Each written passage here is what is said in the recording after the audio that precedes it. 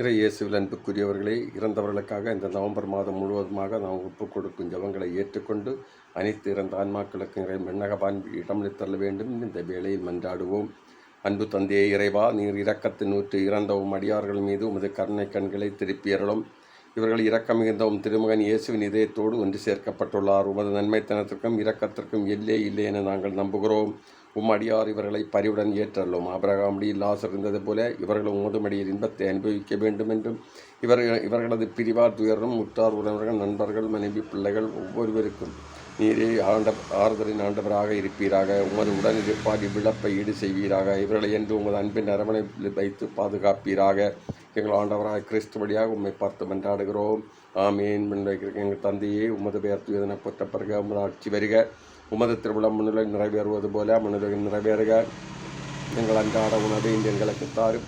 எங்களுக்கு எதிராக குற்றம் செய்தோரை நாங்கள் மன்னிப்பது போல எங்கள் குற்றங்களை மன்னியும். எங்களை சோதனைக்கு உட்படுத்தாதையும் தீமைகளை விடுவித்தள்ளும். ஆமேன்.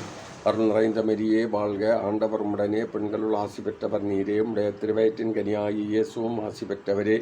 புனித மரியே, இறைவனின் தாயே, பாவிகளாயிருக்கிற எங்களுக்காக இப்பொழுதும் எங்கள் இறப்பின் வேளையில் வேண்டிக் கொள்ளும். ஆமே.